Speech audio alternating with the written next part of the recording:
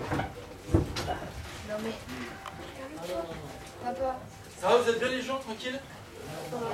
Ça va? Elle est fraîche encore la salle, hein? Profitez-en, il y a 4 minutes pendant lesquelles elles sont fraîches, les salles.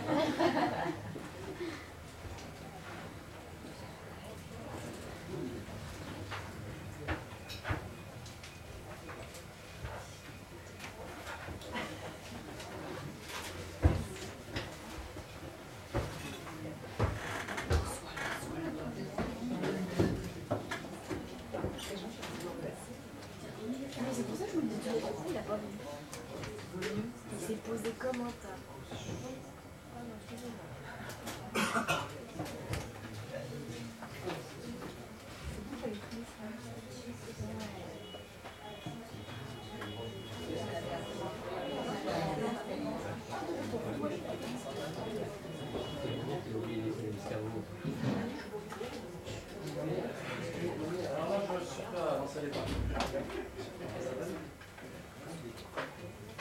Voilà, donc les gens effectivement sont au courant que j'ai une capacité postillonnante incroyable. Et pourtant, au petit déjeuner, après le café, vraiment c'est mentos. Donc a priori, on est toujours dans le postillon, mais on a un postillon parfumé, donc vas-y, prends la place au premier rang. Allez. Et donc voilà, c'est très bien comme ça, parfait. Bon, on annonce une journée très chaude, hein, vous le savez. Et ça va monter là, de jour en jour, hein. De jour en jour, de pire en pire, jusqu'à, je crois, dans 3-4 jours, où ça va un peu calmer. Ouais, non, mais je vais essayer de venir à jour sur les choses qui intéressent vraiment les festivals. C'est le buzz et la météo, hein, les festivals. Les bons restos. Ah, les bons restos aussi, pas faux, les bons restos. Oui, c'est par là, monsieur. Hop là. Asseyez-vous. Non. Elle a d'autres à faire, vous rassurez vous, monsieur. Faites-vous devant, vous n'aurez aucun problème.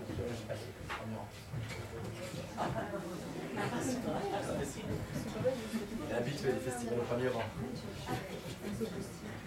Ouais, c'est ça. Moi, j'ai pensé.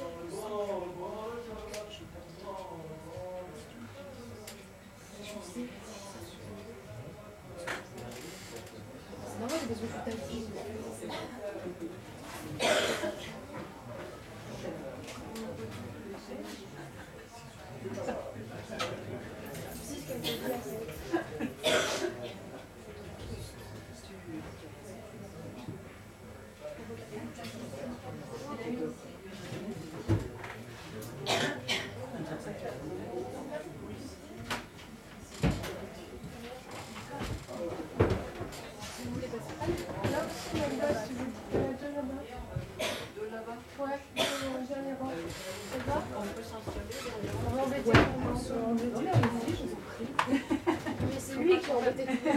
Aperçu quand même. Pas longtemps.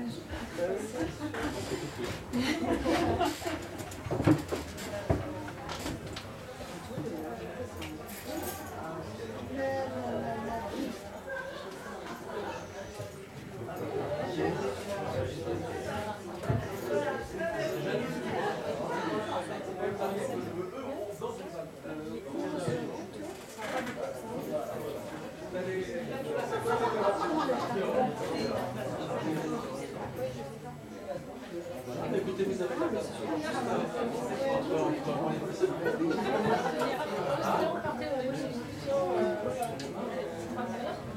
je prends place. Bon, ça vient?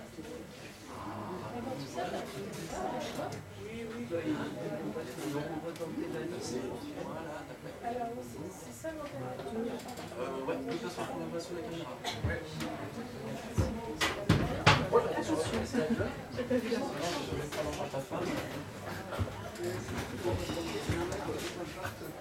Tu vas, madame? Bien installé? Ouais, c'est bien, merci. Là, il y a vous, cher monsieur. On vous attendait. On disait, on regarde la place pour un mec à casquette. Et c'est carré, un mec à casquette. Et il y a lunettes. Très bien. Deux. Trois. C'est bon? C'est bon? Hop là!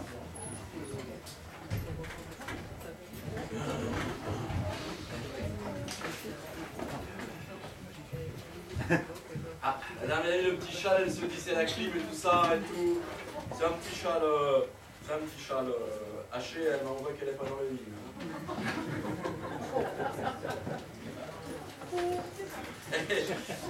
Excuse-moi, j'ai écrit un petit message à ma maman pour dire que non, je ne sais pas encore comment ça s'est passé, parce que ça n'a pas encore commencé. Qu'est-ce que vous faites? Vous mettez sur un blanc, vous éteignez le son? Qu'est-ce que vous faites? La dame dit, oh, je l'ai oublié au fond du sac. Eh oui, mais attends, tu crois que je le fais pour qui? Pour toi, chérie. Hein? Voilà, écoute, moi, simplement, j'arrête le son, garde la 4G, comme ça, dès que c'est fini avec vous, je vois s'il y a des gens qui sont dans la salle même en devenant des amis sur Facebook. On a des supports de personnalité quand on a une grosse crise narcissique. On peut, hein, on peut. Voilà. Moi, je ne suis pas élu président de la République, donc j'essaie de compenser avec ça. Hein. Ça va? Tout le monde est bien installé, c'est bon? Bah écoutez, on va attaquer un numéro de... Quoi? On va attaquer un petit numéro de philosophie foraine, messieurs, dames. Le sujet, vous le voyez, selon vos problèmes, que vous soyez presbyte, hypermétrope ou myope, hein, j'ai mis ça à distance différente, donc ça devrait être bon. Donc le sujet, c'est celui-ci. Faire un régime dissocié, est-ce cautionner l'apartheid? Nous allons commencer tout de suite. Des fois, les gens sont un petit peu intimidés. Avec la philosophie, ils ont un peu peur de ça. Des fois, ils ont même peur un peu de moi et tout. Je vous mets tout de suite à l'aise. Un philosophe forain, bonimenteur de métaphysique, dégravateur de concepts, pétomane mental, mais uniquement le week-end est sur rendez-vous. Hein. Donc, tranquille, hein. Tranquille, hein. On n'est pas avec Raphaël Enthoven. Hein, nous allons tout de suite procéder à l'utilisation de l'accessoire de théâtre. Les gens, des fois, s'imaginent que c'est une bouteille de vin. Ce n'est pas une bouteille de vin. C'est la magie du théâtre à Avignon. C'est un accessoire de théâtre. De même, les gens s'imaginent que je vais boire du vin devant eux et que je bois comme un trou pendant tout le festival d'Avignon. Non, c'est une fois encore la magie du théâtre. C'est mon personnage qui boira devant vous. Je précise un peu les trucs. Bien. Ce que je vais faire a son importance tout au fil du numéro auquel vous allez assister. Aussi, je vous prie d'y accorder la plus grande attention.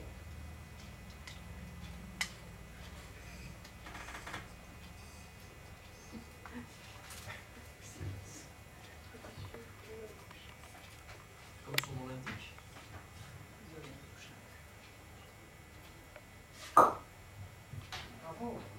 Oui, c'est déjà bien maîtrisé. Et vous n'êtes qu'au début de vos surprises. Continuez d'être épaté. L'étonnement, la vertu cardinale de la philosophie chez Aristote. L'étonnement.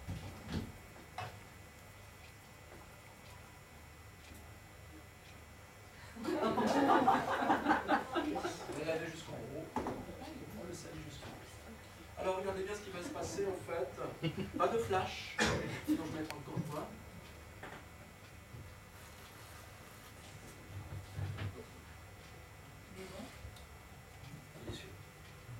Tout le monde a bien vu ce que j'ai fait? Oui. C'est un peu rapide, je le refais. Je le ferai à plusieurs reprises et toujours par amour pour vous. Pourquoi je fais ça à plusieurs reprises? Parce que très souvent les gens sont un peu intimidés, je vous le disais avec la philosophie, quand bien même c'est un philosophe forain comme ma pomme qui vous fait le numéro. Les gens ils appréhendent ces enchaînements comme ça de concepts un petit peu serrés, un peu compliqués. Il y a des concaténations rationnelles extrêmement rigoureuses, il y a des chaînes argumentaires pour lesquelles des fois on a besoin un petit peu de se dire oh là là, la démonstration a été achevée, il est en train d'en commencer une autre. On aimerait bien entre la fin de la première démonstration et le début de la nouvelle démonstration, on aimerait bien avoir une espèce de pause comme ça pour un peu digérer et réfléchir. C'est la raison pour laquelle j'ai mis en place la rupture pédagogique. Quand vous me voyez faire ça, hein, ce n'est pas moi qui bois, c'est vous qui réfléchissez. D'accord? J'ai mis ça au point quand j'étais à l'éducation nationale. Il y a eu un léger différend avec mon inspecteur d'académie. Depuis, j'enseigne plutôt dans des lieux comme ça. J'y crois quand même. Cette rupture pédagogique, pardon, sur laquelle je reviendrai régulièrement. Autre chose qu'il faut que vous sachiez avant que nous commencions de traiter ce sujet. En philosophie, vous savez, c'est toujours une manière de procéder en 3 étapes. Philosophie, c'est 3. Il y a des choses qui se font par 2 des fois. Hein. Par exemple, les gendarmes. Les gendarmes se déplacent toujours par 2. Des fois, il y a Benalla, ils sont 3. Mais en général, ils sont 2. Les témoins de Jéhovah aussi hein, sont 2. Les testicules sont 2 aussi. Voilà, principe. Philosophie, c'est 3. 3. philosophie, la première étape en philosophie, c'est ce qu'on appelle traditionnellement la fameuse thèse. Lors de la thèse, que fait-on? On s'empare d'un sujet comme celui-ci. Ok, c'est pas un sujet de bac, hein. Mais on s'empare d'un sujet comme celui-ci. Et en fait, on mobilise des auteurs. On mobilise la thèse des auteurs pour traiter de cette question. Ainsi, par exemple, à la question faut-il faire un régime dissocié, est-ce cautionner l'apartheid? Je ferai appel comme ça à toute une ribambelle d'auteurs, parmi lesquels un mec que tu connais peut-être, un mec qui s'appelle Sénèque.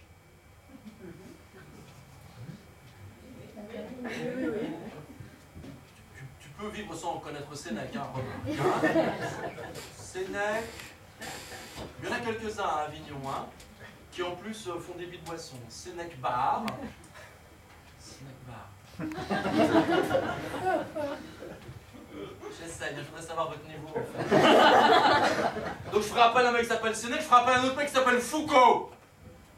Non, non. Michel. Merci, pas Jean-Pierre, effectivement. Hein, d'accord, ok. Je ferai appel aussi à un autre mec, les mecs qui le connaissent peut-être pas trop, mais ça vaut la peine justement d'en parler parce que les gens ne connaissent pas trop. Un mec qui s'appelle Bataille, Georges Bataille. Tu connais Georges Bataille? Eh ben tu vas le connaître. Je ferai appel aussi à un autre mec qui s'appelle Marcel Mauss. Tu connais Marcel Mauss?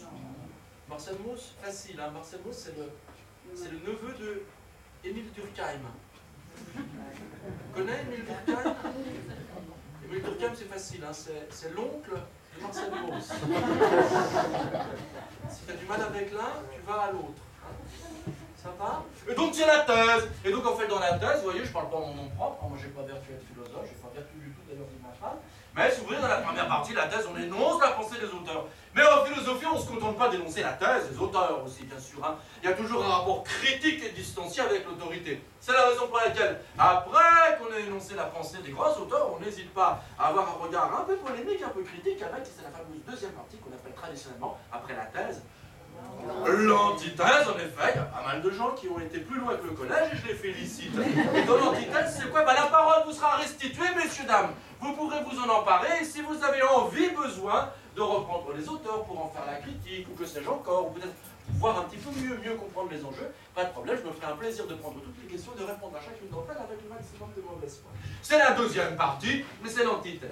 Mais en philosophie, il n'est pas la place que pour la thèse, il n'est pas la place que pour l'antithèse, il est aussi la place pour une troisième partie qu'on appelle traditionnellement la fameuse thèse. Et nous aussi, nous y aurons droit, troisième partie, lors de laquelle, eh bien, ma foi, nous sortirons tous lors de cette salle. Lors de cette salle, nous retrouverons dehors, sur le côté, près des petites tablées, et nous n'hésiterons pas, dans la foutaise, à continuer à philosopher, tout en partageant le verre de l'amitié. Cette bouteille, elle est pour vous.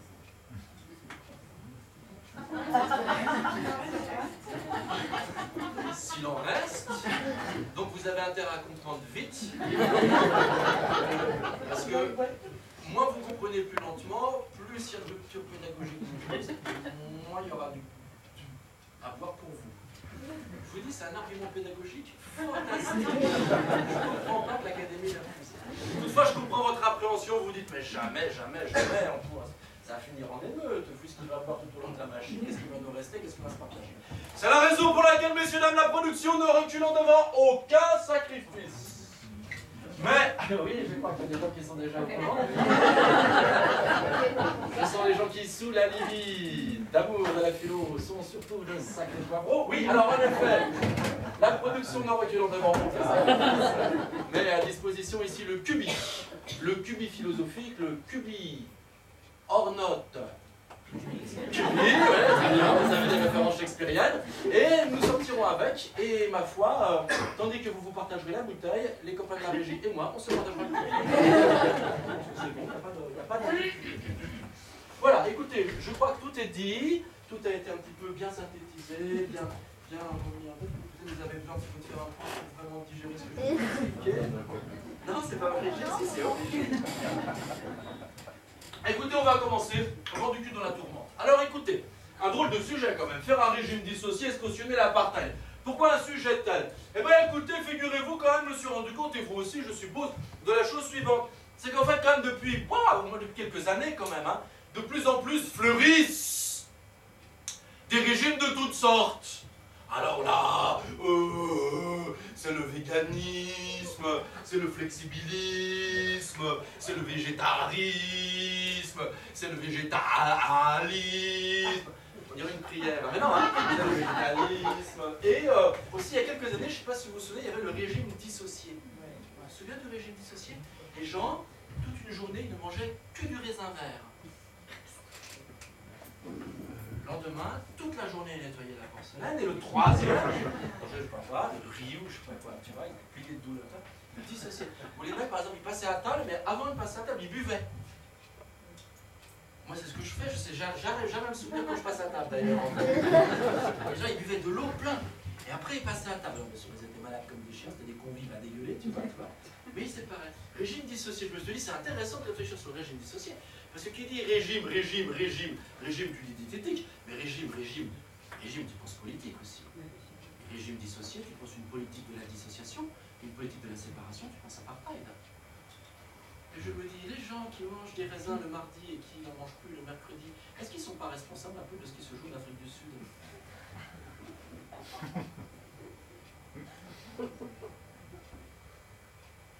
Là, je vous ai perdu.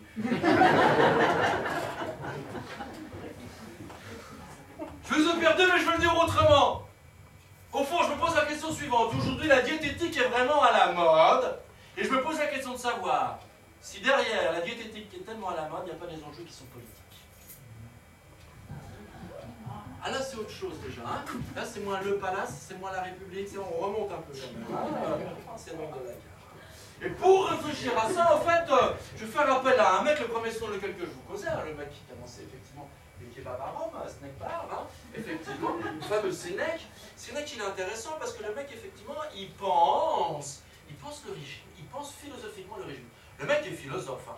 Le mec, il est blindé de tunas, il a de l'argent à dégueuler partout, il se construit des piscines au fort de Briançon tant qu'il veut, peinard et tout ça, il se refait sa vaisselle à 500 000 boules quand ça le dérange et tout. Il a vraiment de la tunasse. En plus, non seulement il est extrêmement riche, mais en plus il a vraiment des appuis politiques, c'est le précepteur de Néron. Vous connaissez Néron? Le mec qui met le feu au pays, tu sais, il est élu, et très vite il met le feu au pays. Et pourtant il dit que quand il était jeune, il a suivi les leçons d'un philosophe. Je dis ça, je dis rien, hein. Vraiment rien, tu vois. Donc le mec il a une grosse fortune économique, il a une grosse fortune politique, et il se pique de faire de la littérature, il écrit des très belles pièces de théâtre, comme par exemple Médée, c'est pas une histoire avec des avions qui se crachent dans le Pacifique, et on ne pourrait pas avec un titre pareil. Hein. Et puis, non seulement il est grand littérateur, non seulement il a une grande richesse économique, non seulement il a un grand pouvoir politique, mais en plus il se pique de philosophie. Et il adore le stoïcisme. Tu connais le stoïcisme? Les mecs, les stoïciens, ils ont inventé le fait d'être stoïque. Tu connais le genre, il est stoïque? Le genre, par exemple, il est sous les bombes, tu sais, tranquille. On me tombe sur la gueule, par exemple, Médée, tu vois, il y a un avion qui veut se cracher sur sa gueule, tu vois. Le mec, il est stoïque, parce qu'il est de l'école stoïcienne, comme Sénèque. Il est au snack bar, il y a un avion qui s'écrase sur le mec, il lit Sénèque. Et ben voilà. Et ben, donc Sénèque, si tu veux, donc le mec, il dit, tiens, je vais me faire stoïcien, je vais me faire philosophe stoïcien. Et c'est quoi l'horizon du stoïcisme? Pourquoi les mecs ils décident d'être stoïciens, par exemple? Parce que quand tu es stoïcien, tu deviens sage. Et quand tu deviens sage, tu es stoïque. Ça tourne un peu en rond. Et le stoïque, c'est quoi? Le mec, il est serein en toute situation. Il arrive à cultiver l'égalité d'humeur. Quoi qu'il advienne dans l'existence, c'est comme de l'eau sur les plumes d'un canard. Tu vois, et donc, c'est lui qui dit, mais c'est une philosophie super, parce que ça veut dire que je vais pouvoir cultiver la sérénité, l'impassibilité de mon existence, être maître de moi-même. Tu vois ça? Alors on pourrait dire, ok, génial, Sénèque, t'as raison de faire ça et tout, t'as qu'à acheter la philo pour les nuls, ou tu le voles, tu découpes les 20 pages consacrées au stoïcisme et tout, tu lis les textes, t'as qu'à regarder d'autres bouquins qui sont écrits par d'autres stoïciens, par exemple un mec qui s'appelle Marc Aurèle. Marco, c'est pas son prénom, hein. C'est pas un véritable de la 4e génération, hein. Marc Aurèle, hein. Trop le mec et tout, peut-être tu l'as vu dans le film Gladiateur. Au début, il y a une barbe blanche. Souvent les philosophes ont une barbe. Ça les rend crédibles. Hein. BHL n'est pas philosophe. Et donc comme ça, tu vois, on pourrait dire, ben, il n'a qu'à lire les textes des grands philosophes stoïciens, et il se fera stoïcien, il pourra conquérir la sérénité. Or, c'est pas vrai du tout. C'est pas du tout comme ça que ça se passe. Parce que dans l'Antiquité, pour se faire philosophe, pour devenir philosophe, pour devenir stoïcien, c'est pas la peine de faire des études, c'est pas la peine de lire des grands textes, c'est pas la peine d'avoir de l'érudition, c'est même pas la peine de passer à la télé comme PHL. En fait, pour être un philosophe, qu'est-ce qu'il faut? Il faut avoir une vie philosophique. Et les gens me disent, une vie philosophique? Mais qu'est-ce que c'est?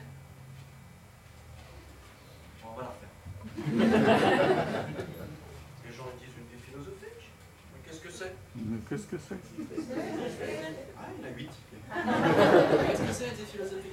Et en fait, c'est une vie dans laquelle les actes du quotidien, les actes ordinaires au quotidien, en fait, ils doivent être traversés d'exigences philosophiques. Ainsi, par exemple, un stoïcien qui veut apprendre la maîtrise de lui-même, un stoïcien qui doit apprendre à cultiver la sérénité, il doit trouver chaque occasion dans l'existence une occasion pour justement raffermir la force de son âme et raffermir sa volonté.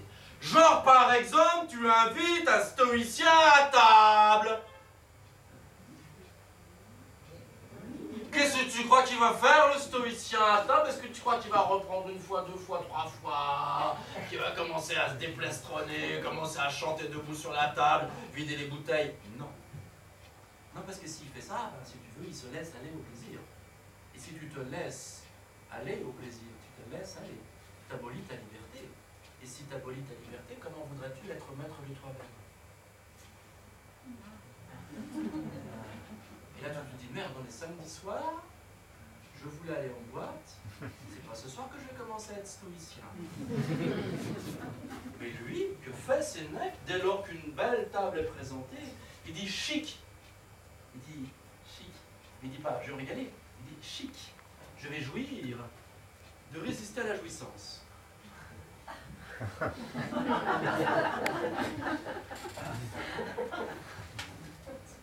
Non. Et vas-y, qu'il y a mon Sénèque, il est à table. Et vas-y, qu'on lui fait passer les plats. Et au fur et à mesure que les plats passent, ton ami Sénèque il dit non merci. Non merci. Non merci. Et au fur et à mesure, il se glorifie d'avoir résisté à la facilité du plaisir. Et résistant à la facilité du plaisir, il s'affermit. Ainsi, il se réjouit d'avoir été invité par vous, non pas parce que les plats sont bons, mais parce que les plats sont bons et il n'en prend pas. Généralement, vous ne l'invitez qu'une fois, ce gros enfoiré. Parce que vous avez fait une trop bonne puissance pour sa gueule, quand même, et le résultat, c'est quoi? C'est qu'il touche à rien.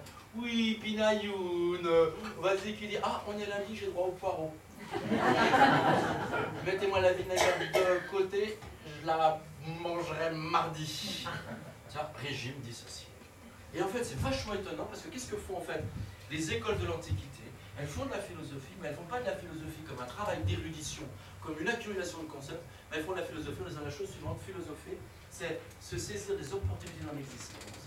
Comment manger, comment faire l'amour, quels habits choisir, quel lieu fréquenter. Et à chaque fois, en fait, selon la situation que je vis, je m'affermis dans ma philosophie.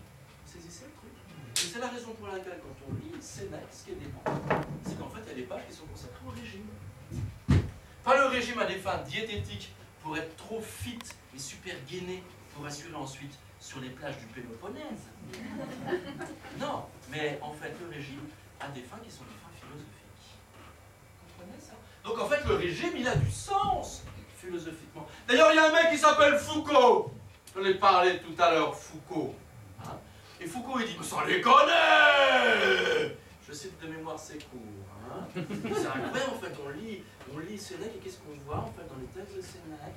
On voit que Sénèque, en fait, il se réapproprie la diététique traditionnelle, les conseils de santé, les conseils de médecine, les encarts au milieu des journaux que vous achetez pour aller à la plage, hein, il sonne en part et il est converti à des fins existentielles.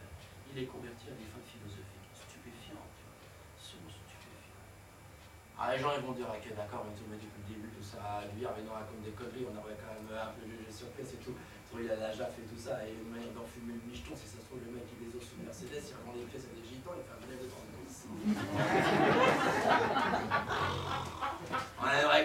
pièce sur pièce, eh bien, c'est la raison pour laquelle, messieurs, dames, rien que pour vous, ici, à la maison Yves de Chiffres.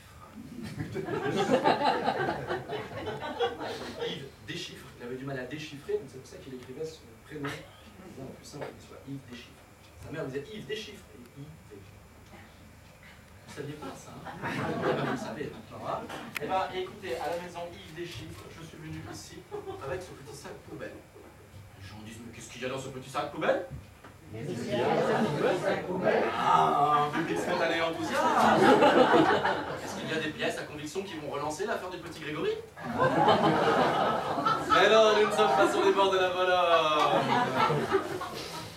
Non, dans ce petit sac, en fait, il y a des livrets de philosophie foraine. Livrets selon lesquels je vais, après avoir ouvert le sac, te les distribuer. Et ces petits livrets, tu verras dedans qu'il y a des extraits des tests selon lesquels je te parle.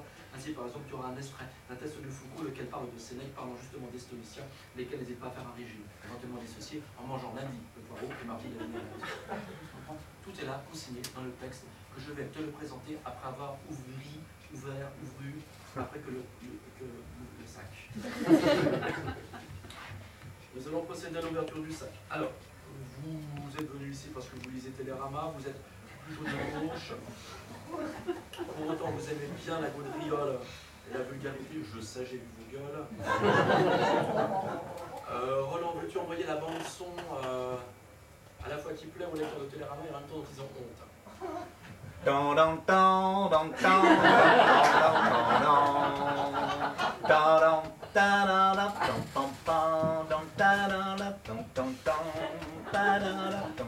Son public encore. Bien, écoutez. C'est pour ça. Oui, j'ai le string qui me guide. Quoi, vous n'avez pas Beyoncé? Non, je la fais depuis celle-là. Vous comprenez pourquoi je téléphone à ma mère avant?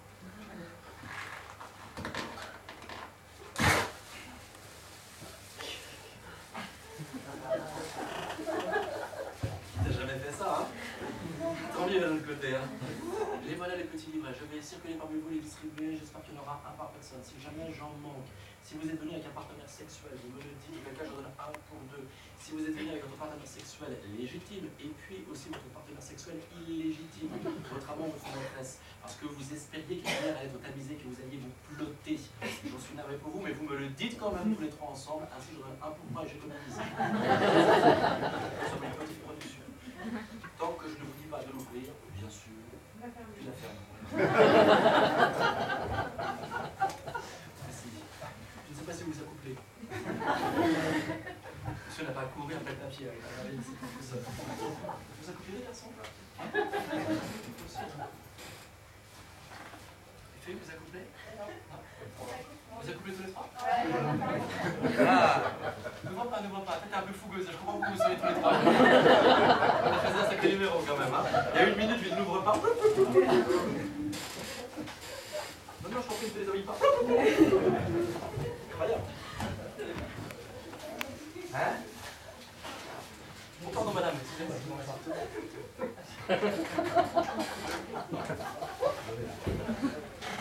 Madame, hop, attention.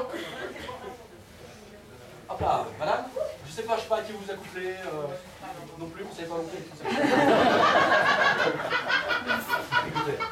Bah, en même temps, à chaque fois il éteint la lumière, hein. Il s'éteint la lumière, alors ça va. Tu comprends?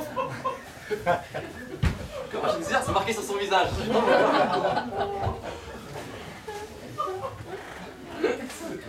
Madame, ça va, vous en avez, vous en voulez, non? Monsieur, attention. Hop là, t'as vu comment je suis malade?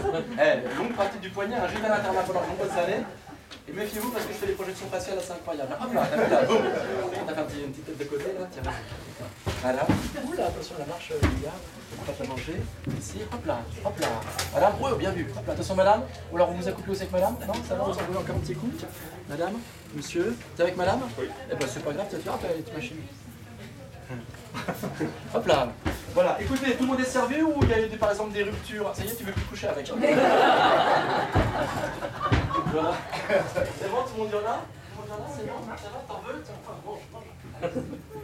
Alors, tiens, vas-y. Bon, alors, t'es contente que je t'inonde, hein?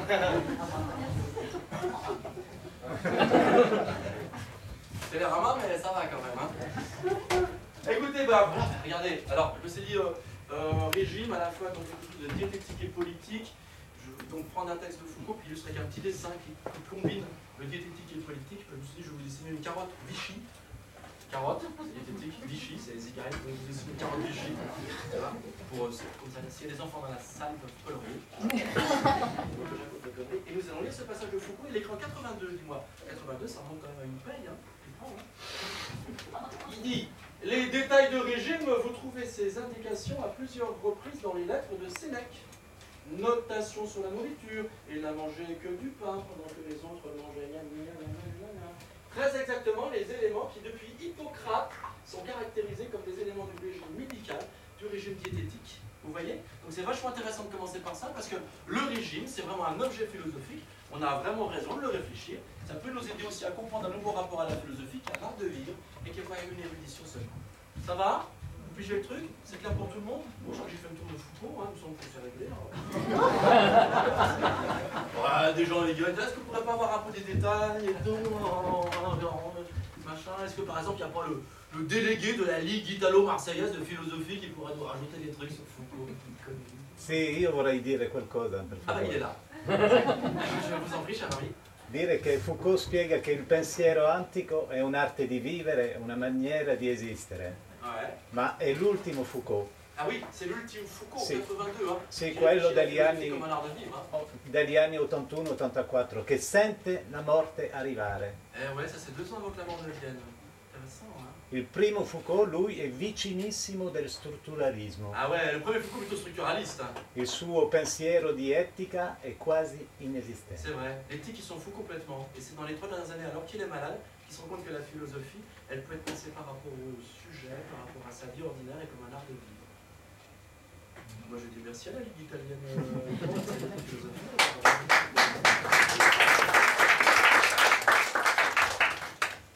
La vérité vient d'en haut, toujours. Bon, non, ça va et tout, c'est bon et tout, mais on a fait que la moitié du taf et lui hier, elle a fait bien ça. Ok, d'accord, le régime peut être une manière de penser philosophiquement, une manière de vivre philosophie. Ok, d'accord, mais enfin, comment t'articules ça avec la partage de toutes ces conneries sur les régimes politiques et tout? Ça va 5 minutes, hein.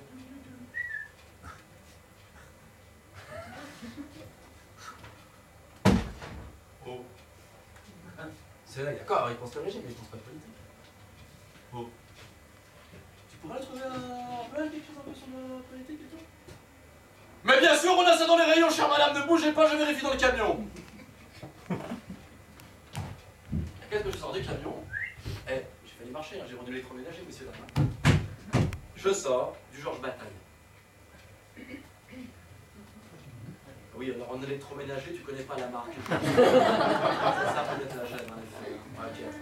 Georges Bataille, le mec est vachement intéressant. Pourquoi? Parce que lui, il écrit un bouquin qui est très remarquable. Il dit la chose suivante, il dit, tiens, moi je vais écrire un bouquin. Il dit comme ça, tu vois. Il a raison, moi ça m'occupe. Et il dit, écrire un bouquin, et puis il dit, je vais écrire un bouquin parce que j'aime le soleil. Oula, vous dites, là on est mal barré. C'est quoi cette délire, hein? Vraiment, il dit comme ça, j'aime le soleil. Il dit, tu sais, par exemple, quand je sors dehors comme ça, tu sais, je sors, mes amis sont là à la maison, tu sais, vous êtes mes amis. Je suis Georges Bataille, tu vois.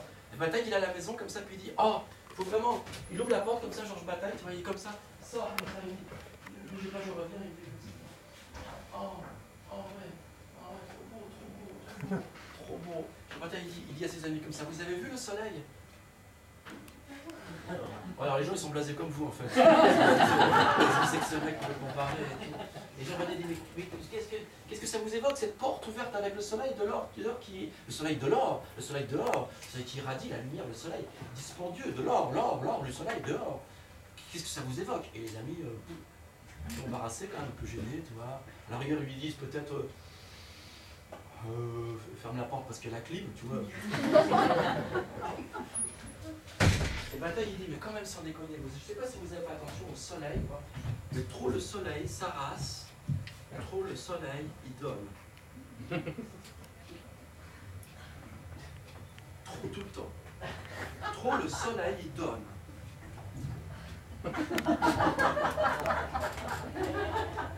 Tu aimes Ariane Mnouchkine? Trop le soleil, le théâtre du soleil. Pourquoi? Parce que le théâtre est un don, tu comprends? Aïe, oh putain, je me suis fait mal. Il faut qu'elle a craqué, ça. Bon, je vais arrêter un peu ces conneries. Mais tout ça pour vous dire que Bataille, il dit c'est vachement intéressant parce que, en fait, le soleil, il est dans la donation pure, en permanence. Hein. Il n'est pas en train de regarder combien il a donné à la fin du mois pour savoir combien il va gagner. Tu comprends? Et il dit, Bataille, ça c'est vachement intéressant parce que c'est pas que le soleil qui marche comme ça, c'est le monde. Le monde, il est dans la donation en permanence. C'est pas que le monde, il dit Bataille. Alors vous allez me dire, mais qu'est-ce que ça va avec les régimes politiques? Du calme, ça va venir. Continuez à dormir, je vous réveille bientôt. Et Bataille, il dit, ok, le soleil, il est dans la donation en permanence. Le monde, il est organisé dans une espèce de dégorgement général d'énergie. Le monde, c'est la surabondance en permanence, comme ça, tu vois. D'ailleurs, il donne un mot, il écrit un bouquin, il dit, le monde, c'est la dépense. C'est vrai, quoi, quand on regarde le monde, tu te dis, mais c'est dingue, par exemple les plantes, le chêne, il fait des glands, mais il y en a trop. Moi, je ne sais pas si comme moi vous avez remarqué, baladez-vous. Mais c'est pas possible le nombre de glands qu'il y a, tu vois. Mais pour tellement de glands, combien de chênes un jour, tu comprends, tu vois. Et bien c'est ça, tu vois, le soleil qui donne, les glands innombrables par rapport au nombre de chênes que ça va donner un jour, tu vois. La générosité en permanence, hein, tu vois. Voilà, l'organisation du monde, c'est la générosité en permanence. Tu comprends ça, tu vois ça. Et ça, en fait, c'était même, il dit Georges Bataille, le principe de dépense, c'était même ce qui a structuré en fait les sociétés humaines depuis des siècles et des siècles. Depuis des siècles et des siècles, en fait, les gens, si tu veux, ils vivent selon les principes de dépense. C'est étonnant que je dise ça, surtout depuis qu'on a Macron au pouvoir, tu vois.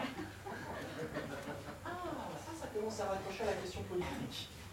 Mais Bataille, il dit par exemple, tu sais, je sais pas, souviens-toi la dernière orgie que tu as faite, je sais plus qui en parlait tout à l'heure, hein, avec ses amis. Hein, et Bataille, il dit, mais souviens-toi même la dernière fête que tu as faite. Une fête réussie, c'est quoi? C'est pas une fête planifiée. Quand tu commences à organiser ta fête, bon, alors écoutez, les copains, vendredi, on va fêter l'anniversaire à Chonchon, machin et tout. Nadine t'amène le sucré, Georgette t'amène le salé, sucré, salé, salé, sucré. Vous allez voir, on va s'éclater. Tout le monde vient à 8h pétant. Par contre, d'un coup, il y a Jordan, machin, Nadine qui déboule, mais par le putain de hasard. Oh, j'ai amené des bières et tout. Oh, Kevin, qu'est-ce que tu fais? Ouais, chaud, et tout. Oh, j'ai amené pas bouler des trucs. Et tout. Et boum, ça part en vrille. Un truc incroyable, tu te réveilles le matin. Tu sais même pas que c'est le matin d'ailleurs. C'est le matin 24 heures après, quand même, tu vois, pas 12 heures après, tu vois. Ta baraque, elle est complètement dévastman, quoi, tu vois. Tout ton bar, il n'y a plus de bar, il n'y a plus qu'un trou immense, un trou noir, tu vois. Tu te dis, tu vas ton frigo et tout, il n'y a plus rien non plus. Il y a une seule chose dont tu te souviens, tu t'es vraiment éclaté. C'était grandiose. En fait, tu ne te souviens plus rien. Et c'est quand tu ne te souviens plus rien que la fête est réussie. Tu vois l'état de la moquette, tu dis, mais qui a vomi ça? Qu'est-ce qu'il a vomi? C'est qui a vomi ça? Parce que bon, c'était un animal, on a bien invité un animal. C'est pas possible, tu vois. La salle de bain, je ne suis plus une salle de bain, tu vois. C'est la façade était abattue, tu vois. Incroyable, tu vois. La fête. Et pourquoi croyez-vous qu'on vit sinon pour faire les fêtes, hein? Je vous connais, je vais vous le ravager quand même. Hein. Et ben Bataille, il dit ça. Le sel de la vie des hommes, c'est un petit peu comme le soleil. On se réjouit de cela, que l'on vit dans le régime, qui est le régime de la donation, de l'offrande, de l'ensurenchère et de la fête. Et ça, c'est vraiment un principe d'existence. C'est un principe d'existence du feu de Dieu, qui a marché du tonnerre de Dieu pendant des siècles et des millénaires, jusqu'à un moment où il y a des mecs qui sont arrivés, ils ont commencé à nous faire chier. Et les mecs qui sont arrivés, ils ont commencé à nous faire chier. C'est les bourgeois. Il dit Bataille. Parce que qu'est-ce que c'est que la mentalité bourgeoise, hein, telle qu'elle apparaît au XVIIIe siècle? C'est simple, c'est le principe selon lequel le monde doit être régi, non pas par la dépense, mais par l'arrêt de la dépense. Tous ils disent ça. Hein. Tout ce qui les caractérise, c'est qu'ils sont dépourvus d'imagination et qui sont obsédés par l'idée sur laquelle il ne faut plus dépenser. Il ne faut plus dépenser. Va dire ça au soleil. Va dire ça à toi, à tes potes le samedi soir, alors que tu travailles toute la semaine dans le but de faire une grosse fête ravage à la moquette qui va démolir la moquette. Ça, tu ne vis que pour ça. Avoue, j'ai plus ta gueule. Et bien en fait, cette classe bourgeoise qui apparaît au XVIIIe siècle, elle dit en fait, Le régime d'existence des hommes, c'est l'économie. L'économie, tu vas me dire, c'est les billets. Par exemple, il faut être un ancien ministre du budget, par exemple, pour défendre ça, tu vois. Mais c'est aussi le principe de vie. Le principe de vie, c'est l'économie. C'est-à-dire, je ne suis prêt à donner quelque chose dans l'existence qu'à la condition qu'en retour, j'en ai eu pour mon argent. Tu comprends? Je ne suis pas dans un rapport de donation, je ne suis pas dans un rapport de gratuité, je ne suis pas dans un rapport d'appétit avec le monde. Mais j'entends bien que le rapport que j'établis avec le monde est un rapport qui est toujours marqué au saut du calcul. Le rêve du bourgeois, c'est quoi? C'est le rêve du calcul, c'est réduire le monde à un budget, c'est réduire la nation à une start-up, et faire en sorte que tout dans l'univers soit mesuré, non pas dans un rapport de donation et d'offrande, mais dans un rapport de calcul selon des balances commerciales. Tout dans le monde. Et il y a des gens, des pauvres gens, messieurs, dames, des pauvres gens qui ont tellement intégré l'idéologie bourgeoise, qu'ils l'ont digérée à l'intérieur d'eux-mêmes, et que le rapport qu'ils ont au corps, le rapport qu'ils ont à leur corps, c'est une intégration de l'idéologie bourgeoise.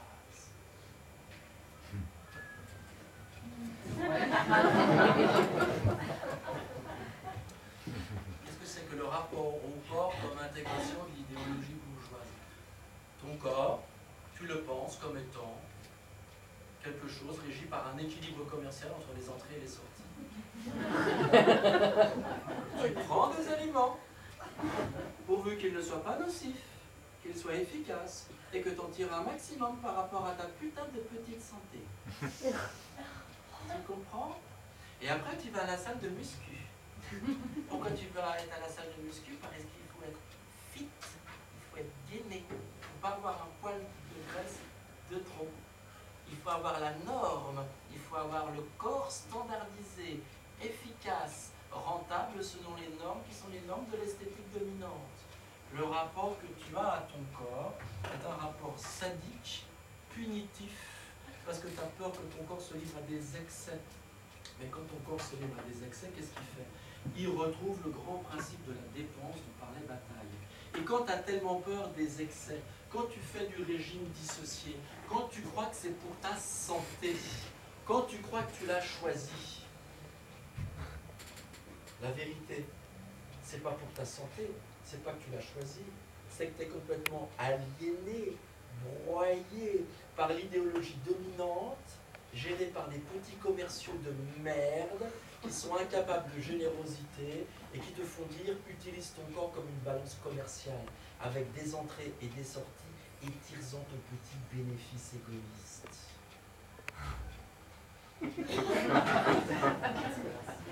Tu le piges ça? Et après tu dis mais je comprends mieux pourquoi dans ce gouvernement tous ces mecs ont le ventre plat. Je comprends mieux pourquoi avant tu avais par exemple un mec comme par exemple Mitterrand qui adorait bouffer des ortolans, ces petits oiseaux qu'on cuit et qu'on mange cachés sur une serviette pour en récupérer tous les arômes. Je comprends mieux pourquoi avant il y avait un mec comme Jacques Chirac quand il faisait le salon de l'agriculture. C'était pire que le Vietnam. Je comprends pourquoi avant il y avait un mec comme un Raymond Barre. Je comprends avant pourquoi il y avait un mec avec des formes, avec de la difformité et qui avait un rapport au corps qui n'était pas un rapport sanglé et punitif. Et je comprends maintenant pourquoi le modèle, justement, je comprends pourquoi ce Premier ministre a installé, dès lors qu'il est arrivé au pouvoir, une salle de boxe pour son entretien sportif dans les murs du palais de l'Élysée. Et je comprends pourquoi autour de celui qu'on nomme encore pour l'instant président et bientôt dictateur, il y a des hommes qui ont tellement le culte du corps parfait, du culte du corps fort, du corps violent, qu'on autorise tout pour faire un petit peu de gymkhana avec des manifestants à 1er mai. L'adoration du corps contrôlé, surveillé, procède d'un véritable fascisme organique. C'est le résultat de l'idéologie qui est l'idéologie bourgeoise, qui pense le corps comme étant cela que je dois investir avec un retour sur investissement.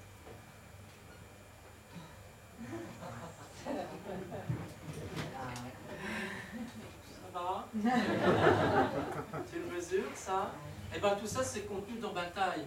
Et Bataille nous dit méfiez-vous parce que le régime qui était diététique, qui est passé entre les mains des philosophes, c'est vachement intéressant, mais le régime maintenant il est passé aussi entre les mains des idéologues, la pensée au fond du régime, le rapport de suspicion à son corps, voire même peut-être le discours sécuritariste par rapport à des aliments nocifs, c'est une transposition organique du discours sécuritariste par rapport aux frontières de l'État. Tu comprends? Parano, tristesse, renoncement, chasse à la dépense, à la graisse, refus de la générosité, obligation du ventre plat, the iron. Ça va? Ah oui, ils vont dire et tout quand même, il abuse un peu Guyard, on aimerait quand même juger sur place, et ben c'est simple, on va juger sur place avec un texte de bataille. Que j'ai illustré aussi d'un joli petit dessin, j'ai dessiné notre président qui fait le régime dissocié. Donc j'ai dessiné un jour où il ne boit que du vin blanc. C'est le jour du Macron au vin blanc. Je ne vous cache pas que je l'ai passé. Macron au vin blanc. Et nous aurions le passage de Bataille. Il est vachement intéressant parce que Bataille dit l'idéologie bourgeoise nous invite au renoncement, au refus de la dépense, au calcul de l'économie. C'est pour ça qu'elle méprise la société archaïque, moyenâgeuse, rabelaisienne. On faisait la fête tout le temps. En fait, c'est une véritable hypocrisie parce que derrière, il n'y a rien de plus que justement dépenser outrageusement, mais en cachette. C'est ce qu'ils nous disent. Les gros fumiers de leur race, les gros bâtards. Ça c'est dit dans Bataille, mais pas dans le texte là. La haine de la dépense est la raison d'être et la justification de la bourgeoisie. Elle est en même temps le principe de son effroyable hypocrisie. Les bourgeois ont utilisé les prodigalités de la société féodale comme un grief fondamental. Et après s'être emparés du pouvoir, ils se sont crus du fait de leurs habitudes de dissimulation, en état de pratiquer une domination acceptable aux classes pauvres. Mais il leur est impossible de dissimuler du moins un visage sordide, si rapace, sans noblesse, et si affreusement petit que toute vie humaine, allez voir, semble dégradée. Sale gueule de maigre. C'est un bon qui nous dit si tu veux. Tu comprends, ça va. Bon, écoute, c'est super. C'est posé, donc on est content parce qu'on a réussi à faire le lien entre le régime et le régime diététique, existentiel, mais aussi politique. Ok, d'accord. Maintenant, que faire? Que faire pour renverser ce gouvernement? C'est ça quand même, on est là pour ça, tu comprends? C'est là où c'est vachement intéressant parce que c'est là où je voudrais conclure avec un ultime et troisième moteur. Et l'ultime et troisième moteur que je veux mobiliser, et c'est juste après la petite rupture pédagogique que je commence à mobiliser ça. Vous vous souvenez, c'est Marcel Mauss. Marcel Mauss par rapport à Durkheim, c'est le neveu. Hein, c'est bien, il y a des gens qui ont une mémoire un peu longue, c'est bien. Durkheim par rapport à Marcel Mauss, vous vous souvenez peut-être ça le... Ouais, c'est long, pas mal, hein, pas mal. Hein, je vois, il y en a des dizaines qui étaient là au début. Et alors, Mauss, il dit, bah, c'est vachement intéressant parce que peut-être que maintenant, il faut repenser le rapport au régime, en fait. On va bientôt sortir de ça, il sera lors de l'apéro. Il faut repenser le rapport du régime. Et Marcel Mauss, il est vachement intéressant parce que figurez-vous, dans les années 26, il écrit un petit bouquin qui s'appelle Essai sur le don. Et dans Essai sur le don, qu'est-ce qu'il fait? Il va écrire sur la nourriture. Et il va nous éclairer un peu là-dessus. Essai sur le don. Alors c'est quoi? C'est un drôle de petit bouquin.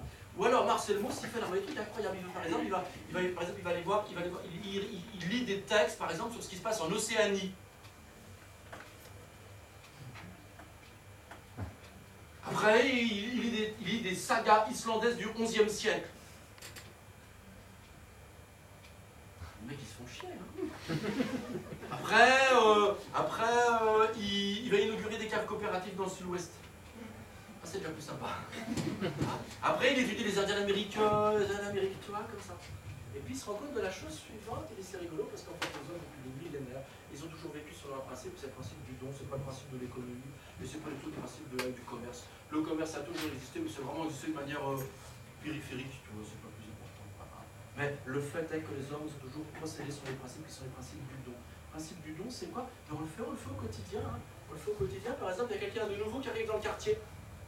Connaissez pas, lui vous connaît pas. On se méfie toujours, hein. On ne sait pas de quoi il est capable, on ne sait pas de quoi nous-mêmes on est capable à son égard. Qu'est-ce qu'on va faire? Ouais, bonjour, bonjour. Ah, vous êtes nouveau? Il a démanégé pendant 4 jours. Je suis nouveau, c'est ça. Venez donc boire l'apéro ce soir.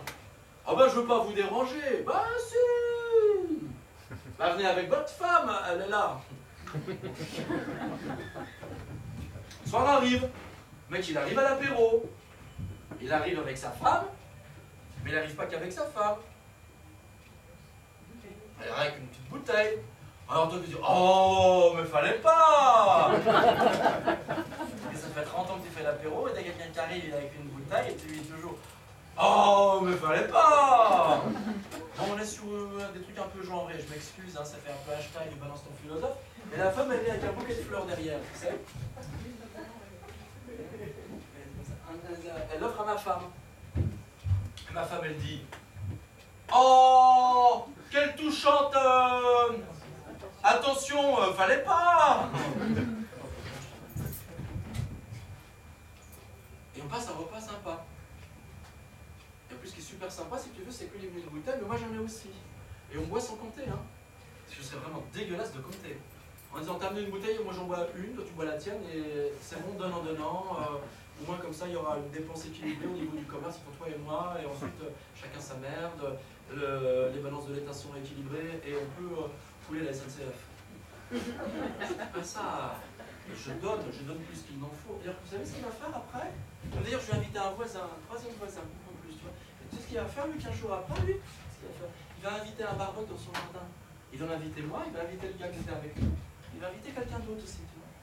Et à la fête, c'est pareil, il va sortir des boutanges. Et moi, qu'est-ce que tu crois que je vais venir avec? Ma femme. De petite taille. Elle est là avec un gros bouquet de petite taille. Une bouteille. Oh, fallait pas, t'as vu avec ta femme. Viens, on la débouche. Non, voilà, tu vois. Et qu'est-ce qui se passe? C'est des rapports sociaux qui s'élaborent et qui se construisent dans des jeux qui sont des jeux de dons et de contrôle. Tu comprends ça? Et c'est comme ça en fait qu'il y a une fortification du rapport social. Le rapport social, comment il peut se construire? Par le seul et vrai socialisme, me dit Marcel Mauss. Et le vrai seul socialisme, il n'est pas politique. Il est d'abord dans des arts qui sont des arts de la réception, du don, du contre-don, la capacité à offrir. Et c'est ainsi que se renforce le corps social. C'est pas la peine d'avoir ensuite des délégations de gens qui en démarrent au PS, ensuite vont à En Marche et finissent par tabasser des gens divisés en flics. Ils sont fous, ça. C'est pas ça que c'est. La vraie socialisation, je suis d'accord, c'est pas le problème. Et là, plus loin, Mauss s'est dit, tiens, c'est rigolo parce que là, il y a une place centrale à quelque chose. Par quoi les hommes vivent le socialisme réel. Il y a un élément qui est fondamental. Si on veut un rapport aux politiques qui ont fini avec l'apartheid et la séparation, si on veut un rapport aux politiques qui ont fini avec la lutte de chacun contre chacun, il y a un élément qui est indispensable pour vivre le socialisme réel. C'est d'en finir avec les régimes, et d'inviter chez les autres, et de donner toujours plus qu'on en peut manger. Le vrai rapport à la nourriture, c'est un rapport de gratuité, d'offrande, de don. On ne mange pas parce qu'on a faim. On mange d'abord pour avoir le plaisir d'offrir à celui qui, en mangeant, ne se nourrit pas, et qui, en mangeant, honore. Il signifie combien il a compris que par ce geste, il participe à une belle communauté humaine. Donc ce qui se joue dans l'assiette, est-ce qu'on mange l'assiette? Ce n'est pas des aliments qui pourraient être soupçonneux. Mais en mangeant, en fait, on montre qu'on sacrifie à quelque chose qui est plus fort que l'individu et qui s'appelle la vie commune. Vous saisissez ça? Moi je le dis tant que je peux, mais Mauss le dit encore mieux. Alors on va finir et conclure avec un texte de Mauss. Il est là. Vous avez fait encore un régime dissocié. Je vais faire un cheminot qui décide de se taper que du blanc de poulet.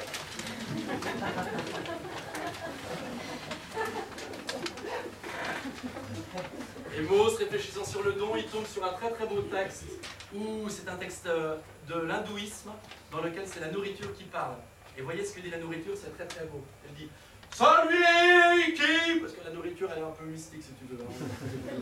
Celui qui, sans me donner aux dieux, aux mains, à ses serviteurs, à ses hôtes, me consomme, préparé et dans sa folie, ainsi avale du poison. Je le consomme et je suis sa mort. Si vous vous nourrissez en vertu de régime, parce que vous faites attention à ce que vous mangez égoïstement, vous vous tuez.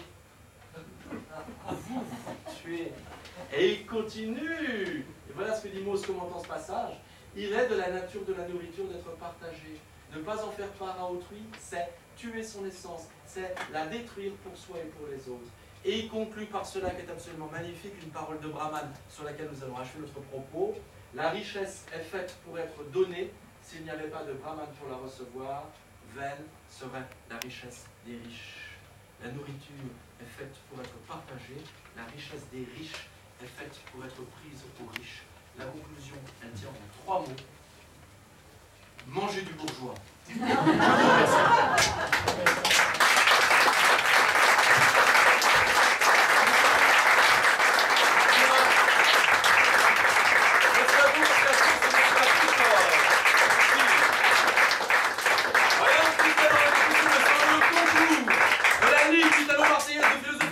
Par Roland Catala, que je vous demande d'applaudir.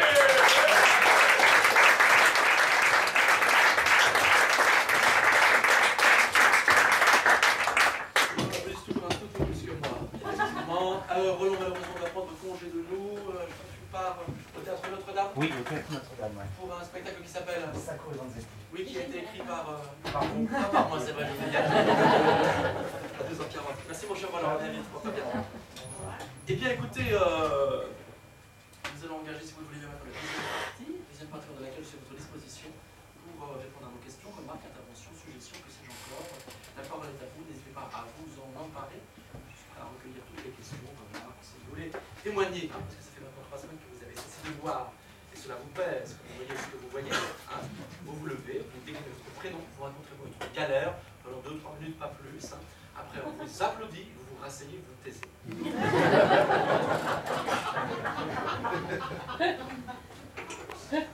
Ça m'énerve.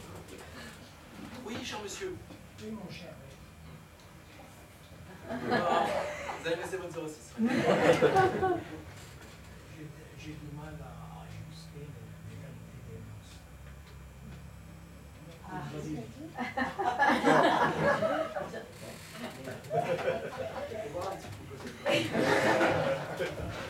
Faites un petit peu plus précis, cher ami.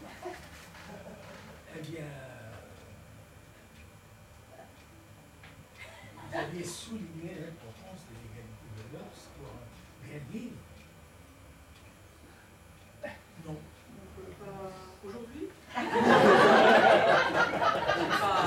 je dis beaucoup de choses peut-être, alors je me souviens plus précisément.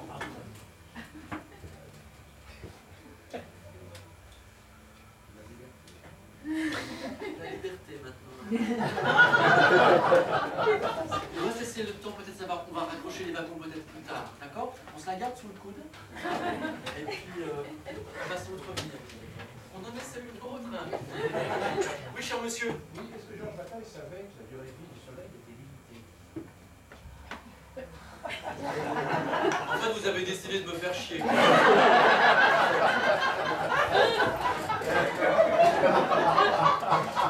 Vous vous souvenez que vous avez le droit à la foutaise si vous êtes sage, hein?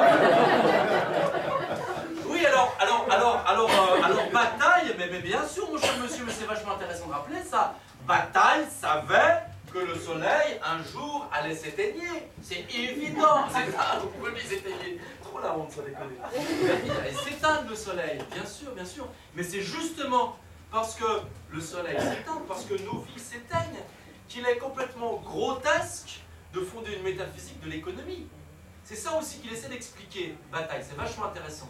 Il dit, arrêtez de croire que l'économie c'est rationnel. Arrêtez de croire ce que nous disent les bourgeois. Les bourgeois nous disent, on doit avoir un rapport rationnel et économique avec les choses. Et ils disent, ça, c'est vraiment quelque chose qui n'est pas idéologique, qui est fondé par de purs calculs.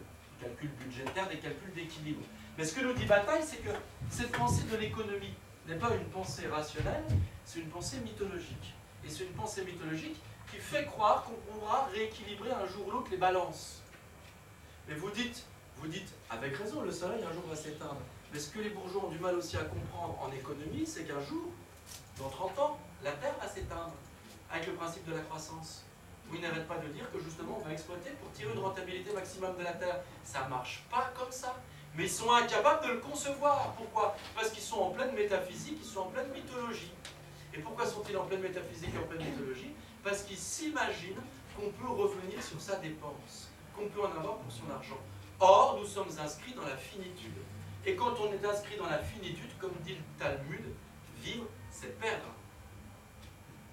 Vivre, c'est perdre. Donc tu ne peux pas gagner ta vie, puisque vivre, c'est la perdre. Donc quitte à la perdre, autant la perdre pour des actes qui sont généreux, le partage et la fête.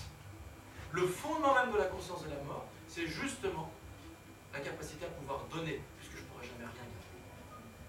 On pourrait presque dire que l'idéologie bourgeoise, elle repose sur une métaphysique qui est la négation de la mort, une métaphysique de la toute-puissance, qui est très souvent véhiculée par des jeunes gens qui sont habités tellement par la toute-puissance qu'ils n'ont jamais connu de limite, dès l'âge de 15 ans. Et à qui on l'a fait croire qu'effectivement, tout est à portée de main sans cesse. Je dis ça, je dis rien. Cher ami. J'ai une question facile. Où est-ce que vous positionnez Pierre Rabhi? Je peux revoir? Oui, vous avez compris, cher ami, dans le jeu auquel je me prête aujourd'hui, le jeu, c'est un jeu. Je ne prétends pas, bien sûr, défendre une vérité. On jongle avec des penseurs, on voit comment ils sont cohérents. Il ne s'agit pas de dire qu'ils sont là au fond. On est là face à un joli Rubik's Cube. Chacun en fait ce qu'il veut. Pierre Rabhi, j'ai un peu l'impression qu'on est dans ce que nous décrit, malgré tout, la mi-bataille. Parce que la sobriété heureuse, avant que d'être l'éthique pour les gens qui apprennent à se contenter de peu, ça a d'abord été développé par l'OCDE en 1972, comme étant le grand programme que le capitalisme devait mettre en place auprès des classes opprimées. Club de Rome, 72. Il faudrait diffuser une idéologie grâce à quoi le capitalisme pourrait avoir les gens qui consentent à la pauvreté. Et qui soient heureux dans la sobriété.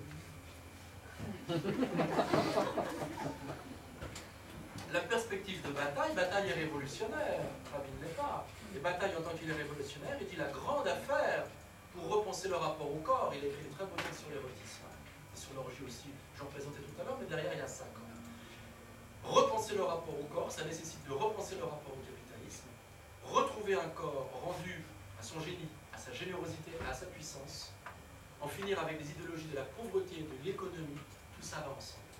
Donc, oser penser la révolution dans le champ du politique et dans le champ du social, c'est repenser un rapport au corps aussi, qui a un corps qui n'hésite pas à être dans la dépense et la générosité. À ce titre, on pourrait se poser la question, dans une lecture bataillienne et dans une lecture gaussienne, si Rabhi n'est pas au fond, allez, je balance des mots parce que j'adore ça met les gens en colère, l'idiot du système capitaliste. C'est une piste, hein. C'est une piste. C'est pour rire, hein. Ouais. Bonjour, monsieur. Finalement, est-ce que là-dedans, il n'y a pas aussi une grande figure qui est Marx et son rapport justement à l'écologie qui pourrait aussi rejoindre ce que Bataille nous dit? Je ne suis pas tout à fait sûr de ça.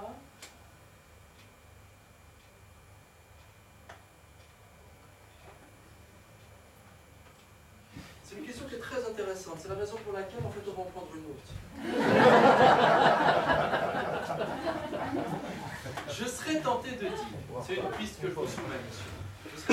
Je serais tenté de dire, c'est une piste, hein, toujours sur des jeux et des pistes. Je serais tenté de vous dire la chose suivante, j'ai presque envie de dire que finalement, Marx n'échappe pas quelque part à l'idéologie bourgeoise, parce qu'en définitive, il est aussi l'ardent défenseur d'un productivisme, qui est certes un productivisme collectivisé, il n'est pas un productivisme privatisé, mais il y a chez lui quand même l'idée prométhéenne, selon laquelle l'homme peut s'émanciper et a à s'émanciper dans une maîtrise de la nature. Ce qu'il y a chez Bataille, c'est un peu le contraire. Pour le dire autrement, si vous voulez, il y aurait, c'est une piste conditionnelle, il y aurait chez Marx, malgré tout, une figure prométhéenne de l'homme maître de la nature, qui soumet la nature à son vouloir et qui ainsi peut mieux produire et mieux l'exploiter. Alors que chez Bataille, il y a l'idée que le rapport à la nature n'est pas un rapport de domination, mais un rapport de fusion et d'oubli.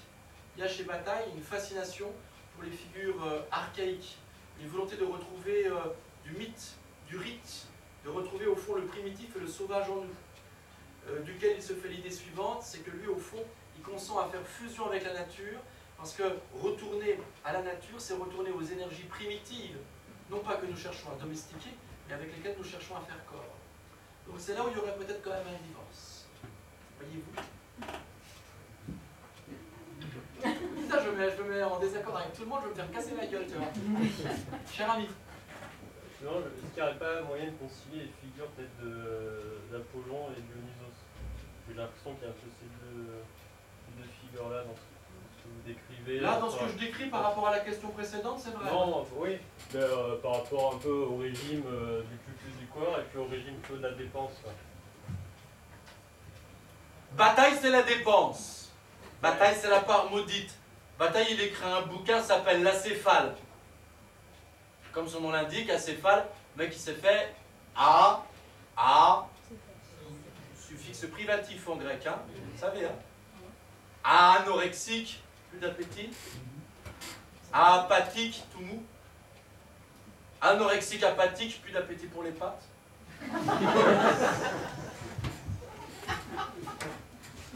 Bicyclette, plus de voiture. Acéphale, plus de tête.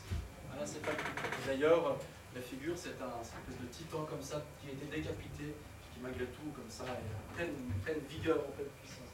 Le pari bataillien, hein, c'est de faire le pari sur lequel, au fond, nous sommes trop des ratiocineurs, nous sommes trop des intellectuels, nous avons oublié le rapport au corps, et nous adorons être dans un rapport de maîtrise et de domination à l'égard de la nature.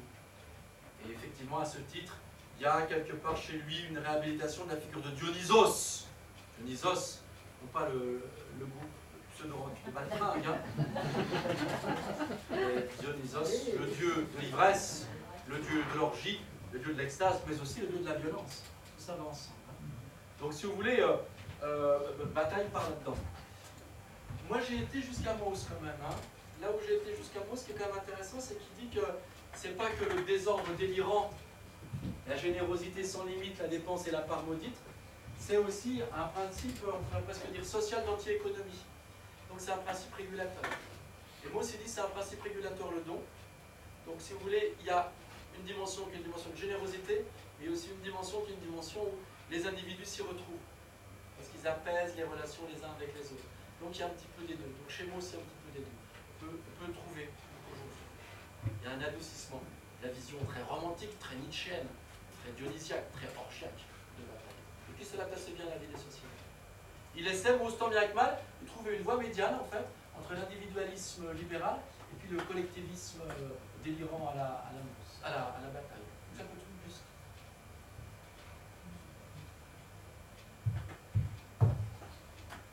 Mon chéri, tu permets que je t'appelle mon chéri?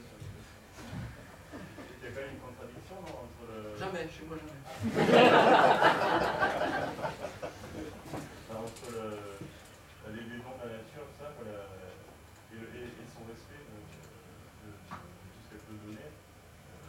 Je veux dire, vu qu'il y a une finitude, il faut quand même faire des économies. Ah, le gros mot. Je ne crois pas en fait.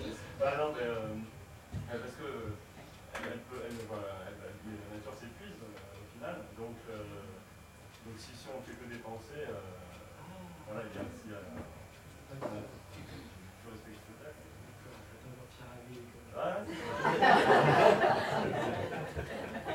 Bien sûr, mais ce qui épuise la nature, c'est que justement il y a une pressuration, une récupération, une captation de ce qu'elle nous donne, c'est que nous en retour on donne quelque chose. L'exploitation des ressources naturelles, ça veut dire quoi? Ça veut dire je prends, mais je donne rien en retour. C'est ça. Le principe du capitalisme, comme son nom l'indique, c'est une captation des richesses. Richesses produites par l'ouvrier. Après, les ouvriers sont tous morts. Ah, bah, bon, il y a effectivement des enfants de moins de 8 ans en Turquie. Mais après, qu'est-ce qui reste? Bah, il reste la vie intérieure, la vie psychique, hein, qui est captée, Facebook, qui est exploitée. Et après, qu'est-ce qui reste? Bah, il ne reste plus rien, le monde est un désert. Donc le propre du capitalisme, c'est de capter, de confisquer. Hein. Ce que nous disent nos auteurs ici, que ce soit là ou que ce soit là où ils disent, il faut essayer de rénover le rapport au monde. Et le rapport au monde, c'est quoi? C'est dans les deux sens, c'est-à-dire nature est généreuse et dispendieuse, elle donne sans compter. Mais nous n'avons plus à capitaliser, nous avons à rendre. C'est ça qui manque. Tu vois? C'est-à-dire faire en sorte que je me nourris de cette générosité incroyable qui est donnée par le monde, je me nourris de cette générosité incroyable qui est donnée par le corps social aussi. Hein. Parce qu'un homme riche n'est pas un homme qui a une vie de riche, c'est un homme qui a une vie riche parce qu'il est immergé dans la générosité sociale.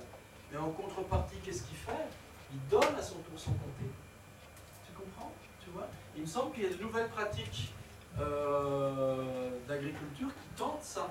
Je considère qu'effectivement, laisse faire la nature, elle est capable de donner beaucoup plus sans avoir besoin de passer par des stratégies hyper industrielles. Laisse-la faire, aie confiance en elle. Elle est dans un rapport de donation très batailleur. La permaculture, elle joue comme ça. Elle dit, fais-lui confiance, t'as même pu labourer. Ça va venir tout seul. Mais en contrepartie, qu'est-ce qu'il y a? Il y a l'idée selon laquelle, en fait, moi j'ai aussi à contribuer à la nature. Moi j'ai à contribuer aussi à une organisation politique et sociale dans laquelle la nature est instaurée. Tu vois? Restaurée. Donc c'est comme ça qu'il faut essayer de penser les choses. Tu vois? Don et contre-don. Ce que dirait un peu Marcel Mauss d'ailleurs. C'est intéressant que ça revienne, ça. Tu vois ça, mon chéri? On a le droit de donner le truc. Mais bien sûr, ma belle. Ouais, je vous sens Ma chaud chérie, là. ma chérie. Je me sens chaud. Il y a des lecteurs de Télérama. Ouais. Voilà. Donc, Jésus-Christ, l'homme. Christ, Jésus-Christ, l'homme. Il est très bataillin, il est orgiaque, il multiplie. Il transforme l'eau en vin alors que tout le monde est déjà bourré. Il multiplie les pains, les poissons, il est dans le don. Il est super social, voire communiste. Tout le monde doit se muer, tout ça, machin. Vous en pensez quoi? Ah, mais moi je pense à rien. Moi. On joue, on s'amuse. Ah ouais, moi j'ai aucune pensée. Hein. Mon idée, alors moi elle est bonimenteur de métaphysique. Hein. Je vous raconte du boniment. Hein. Je trouve qu'il est intéressant. Hein. C'est du bel électroménager. Hein. C'est du bel électroménager. Si je vais dans la cuisine, je réponds pas. Mais par contre, c'est du bel électroménager. Et j'en fais la promotion. L'idée c'est ça. Donc moi j'en pense rien. Par contre, je joue avec les auteurs. Je joue avec les auteurs.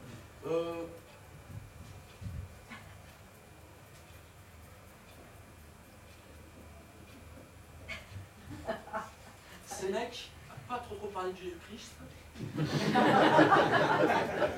Même s'ils étaient nés en même temps. Hein. Ils ont démarré à zéro. Hein. Après, ils ont monté en niveau. Hein. Sauf quand tu démarres à zéro, le dire c'est bien. Hein. Ah, si t'es prof, finalement, quand t'as un gosse qui démarre à zéro, tu dis ça, il fera mieux. Et bien le Christ, c'est pareil. Tu vois. Et Sénèque, Chouchi. Je peux trop rien en dire.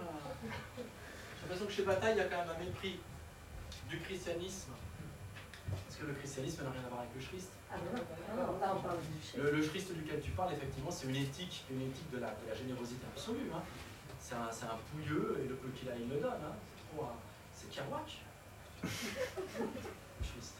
C'est Kerouac, non, mais c'est vrai. Hein. Ce qu'il disait, Malraux, il disait le Christ, c'est le seul anarchiste qui a réussi. Donc il y a une éthique, j'ose même pas dire chrétienne, il y a l'éthique du Christ à laquelle certains peuvent s'identifier et qui est louable. C'est ce que dit par exemple Kierkegaard. Kierkegaard il dit moi j'essaie d'être le Christ, donc je n'arrête pas de faire des actes scandaleux. C'est vrai le Christ trop machin que celui qui lui a balancé la pierre et qui se pose la question s'il n'a pas été au pute avant. Je résume le truc, c'est en écrit en araméen, moi j'ai ma traduction. Et Bataille, lui, va être sévère avec le christianisme, en tant qu'il est au fond la transformation de cette éthique de laquelle nous parlons, de laquelle je crois il ne parle pas, en une machine de guerre à haïr la nature, en fait. Hein. Et à la nature, c'est comment? C'est inventer un Dieu tout-puissant, tant qu'il est le créateur de la nature et vers lequel nous allons tendre nos efforts hein, et notre attention. Hein. Et aimer Dieu et aimer l'éternité, c'est une stratégie d'abord pour mépriser et déserter ce monde qui s'inscrit dans le devenir et la temporalité brève. Donc Bataille, c'est pas trop l'ami du Christ. Bon, ça peut être trop. Il faudrait regarder ça avec chance. Je ne pas faire. Tu peux me laisser ton 06 et puis je peux. C'est pas vu. Déjà donné.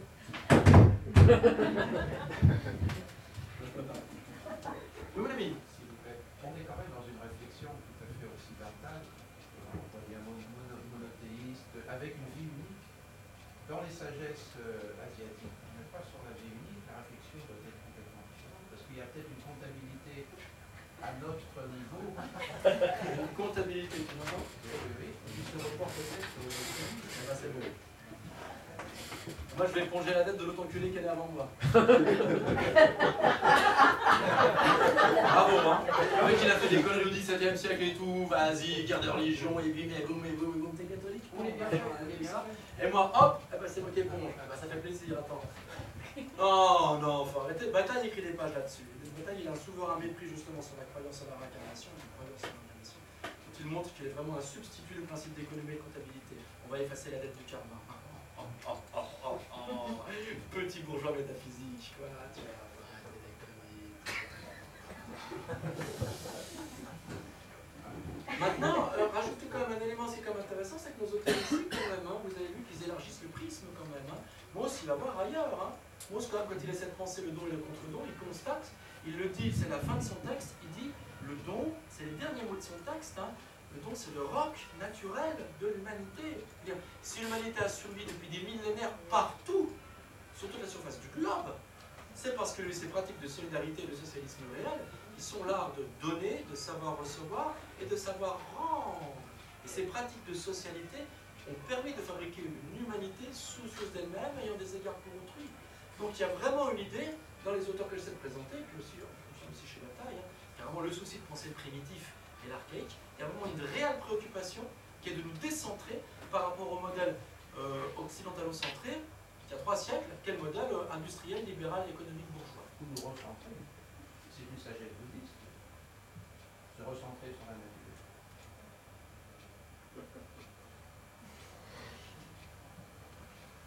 On se décentre de soi-même, on se recentre.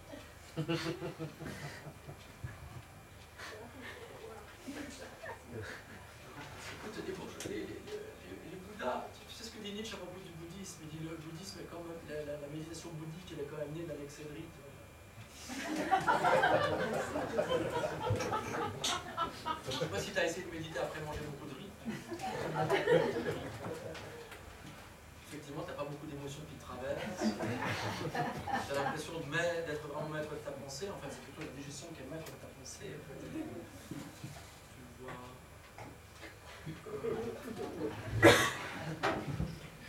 Alors, c'est la fête à Pierre Rabhi, c'est la fête aux bouddhistes et tout. C'est la fête à tout ça. Une petite dernière et après on engage le rosé bien frais qui nous attend au frigo, messieurs, dames.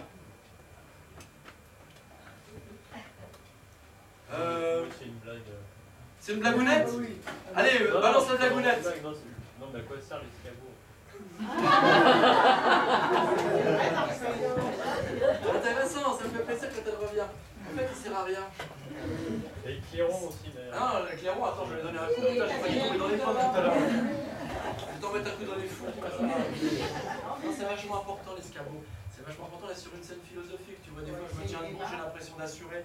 Dans des arguments, des fois, je me pose la question comme je me pose la question, tu vois. Hein, tout le travail de la philosophie, c'est parfois se poser des questions, parfois assurer des réponses, et retrouver dans la question et tout ça. Et putain, il y a toujours cet escabeau. Il y a toujours quelque chose dans la philosophie qui fait que la philosophie elle est dépassée et débordée par quelque chose qui est plus qu'elle.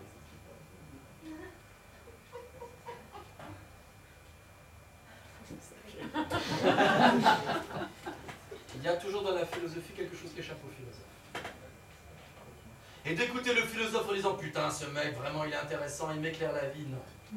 La philosophie elle n'est pas là pour vous éclairer la vie, elle est là pour vous foutre un putain d'escabeau au milieu des corps, vous demande ce qu'il vient foutre là. Elle est là pour vous compliquer le rapport à l'existence, parce que quand on complique le rapport que vous avez à l'existence, on rend hommage à votre intelligence. Alors voilà, c'est un escabeau.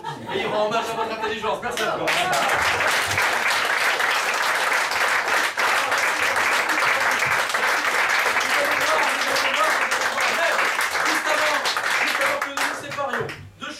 Je renvoie la purée pour ceux qui n'ont rien compris. Je fais la même tout à l'heure à 15h30 au village du Hof. Donc si vous voulez par exemple réviser Pierre Rabhi pour vous foutre la vous pouvez, tu vois. Deuxième chose qui est importante. Ça, comme ça, tu vois ça. Là, il y a 6 numéros de philo. On s'est sué la pine avec Camino Verde, qui est une maison d'édition, pour vous sortir, pour vous écrire tous les petits numéros que je fais. Chaque jour de la semaine, je fais un petit numéro. Je les ai écrits, ça fait des petits livrets de 32 pages.